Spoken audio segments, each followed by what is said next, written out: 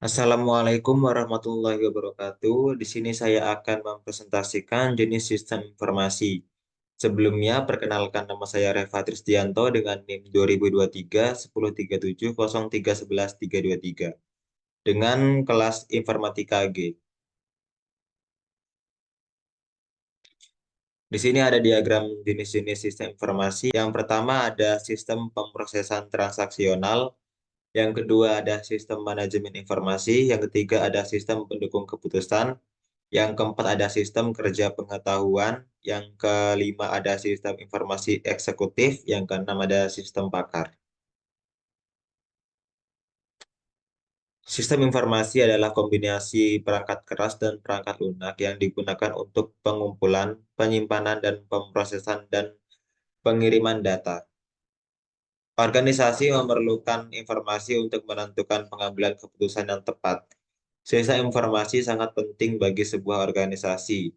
Proses ini proses ini memungkinkan organisasi untuk berkomunikasi secara efektif dengan pelanggan, pemasok, dan pesaingnya. Pendapat menurut para ahli.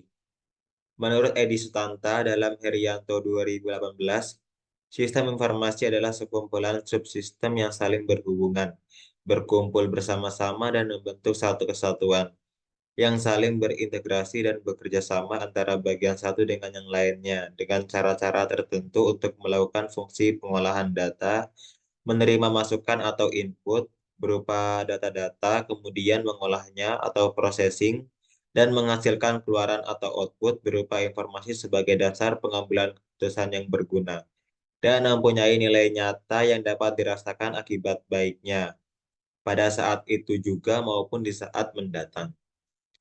Mendukung kegiatan operasional, manajerial, dan strategis organisasi, dan memanfaatkan berbagai sumber daya yang ada dan tersedia bagi fungsi tersebut guna mencapai tujuan. Di sini yang pertama saya akan membahas sistem pemrosesan transaksi atau TPS. TPS digunakan untuk menangkap dan memproses aktivitas sehari-hari suatu organisasi, terutama berkaitan dengan tugas-tugas rutin yang harus dicatat, misalnya pesanan penjualan, pesanan pembelian, penggajian, dan pencatatan stok. TPS menghasilkan informasi yang akurat, bebas kesalahan, dan dapat diandalkan.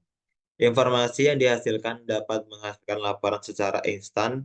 Laporan-laporan ini dapat digunakan untuk pengambilan keputusan yang efektif. Efisiensi tenaga kerja meningkat karena TPS menggantikan tugas administrasi yang memakan waktu. Yang kedua, saya akan membahas sistem informasi manajemen atau SIM. SIM adalah sistem berbantuan komputer yang mendukung kegiatan manajemen. SIM dirancang untuk mengumpulkan dan mengubah data menjadi informasi dari sumber internal dan eksternal. Tujuan SIM adalah untuk mengatur dan mengkomunikasikan informasi kepada manajemen di semua tingkatan. Informasi ini memungkinkan manajer untuk melakukan tugas secara efektif dan efisiensi. SIM terdiri dari sistem komputer yang mencakup komponen-komponen berikut, seperti perangkat keras, perangkat lunak, data, prosedur, dan manusia. Organisasi menggunakan berbagai sistem informasi untuk meningkatkan efisiensi dan pengambilan keputusan. SIM adalah sistem yang mendukung manajemen dalam pengambilan keputusan yang melibatkan penjualan, perputaran, pemasaran, akuntansi, dan informasi pemasok. Komponen SIM. Di sini ada beberapa komponen SIM, di antaranya adalah yang pertama ada informasi produk. Komponen ini berisi informasi detail mengenai produk atau jasa yang ditawarkan oleh perusahaan. Informasi ini dapat mencakup deskripsi produk, spesifikasi, harga, ketersediaan, dan informasi terkait lainnya. Yang kedua ada penjualan. Komponen ini mencakup informasi terkait penjualan seperti omset, jumlah unit yang terjual, catatan pembayaran dari pelanggan, dan mungkin juga analisis penjualan seperti tren penjualan, penjualan per kategori produk, dan sebagainya. Yang ketiga ada pemasaran. Komponen ini menyediakan informasi yang berkaitan dengan kegiatan pemasaran, seperti tingkat kepuasan pelanggan, keluhan pelanggan, hasil riset pasar seperti hasil kuesioner dan kelompok fokus, serta analisis tren pasar dan preferensi konsumen. Yang keempat, di sini ada pemasok. Komponen ini berisi informasi mengenai pemasok dan pemasok yang bekerja sama dengan perusahaan seperti daftar pemasok, informasi kontak, kondisi kontrak, dan biaya-biaya terkait lainnya seperti biaya pengiriman atau biaya produksi. Yang kelima ada akuntansi.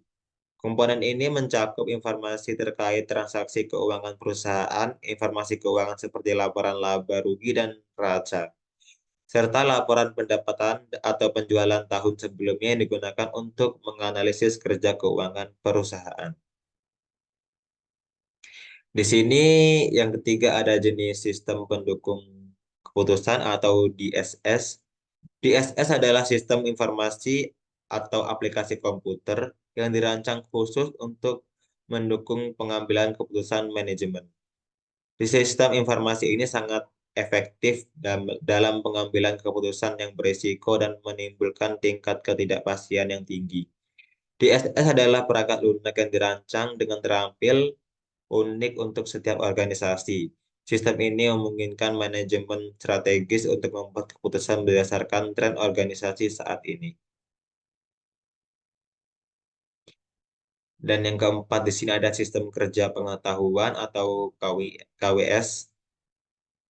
Sistem kerja pengetahuan atau Knowledge Work System atau KWS adalah salah satu jenis sistem informasi yang dirancang khusus untuk mendukung pekerjaan yang melibatkan pemrosesan pengetahuan, analisis, dan kreativitas. KWS memerlukan aplikasi komputer khusus untuk membantu pekerjaan pengetahuan, atau fungsi utama pekerja adalah memperoleh, memproses, dan menyebarkan informasi, memprioritaskan, dan mengatur informasi. Secara keseluruhan, sistem kerja pengetahuan (KWS) membantu meningkatkan efisiensi dan efektivitas pekerjaan yang melibatkan pemrosesan pengetahuan, pemecahan masalah, dan pengambilan keputusan yang kompleks. Yang kelima di sini adalah sistem informasi eksekutif atau EIS. Sistem informasi eksekutif atau Executive Information System adalah jenis sistem informasi yang dirancang khusus untuk membantu para eksekutif dan manajer tingkat atas dalam mengambil keputusan strategis dengan menyediakan akses cepat dan mudah ke informasi yang relevan dan penting bagi organisasi. EIS adalah infrastruktur yang mengumpulkan dan mengubah informasi internal dan eksternal untuk digunakan oleh para eksekutif dalam mengambil keputusan dan informasi mengenai tujuan organisasi. Di sini ada fitur dari sistem informasi eksekutif. Yang pertama ada menangkap data tingkat ringkasan yang mencerminkan sistem lain yang digunakan oleh organisasi. Yang kedua ada yang kedua ada menelurus yang kedua ada menelusuri dan merangkum informasi. Yang ketiga ada representasi grafis dan fitur analisis tren. Yang keempat ramah pengguna. Dan yang keenam dari jenis sistem informasi adalah sistem pakar. Sistem pakar adalah aplikasi yang meniru kemampuan pengambilan keputusan manusia atau pekerja pengetahuan yang memiliki keterampilan dan pengalaman khusus dalam suatu organisasi. Sistem ini juga disebut sebagai kecerdasan buatan karena sistem ini dapat menalar, mendiagnosis masalah, dan menawarkan solusinya. Kesimpulan, dengan menggunakan jenis-jenis sistem informasi ini, organisasi dapat mengelola informasi dengan lebih efektif, membuat keputusan yang lebih baik, dan mencapai tujuan bisnisnya dengan lebih baik pula. Referensi, terima kasih atas perhatiannya. Saya akhiri. Wassalamualaikum warahmatullahi wabarakatuh.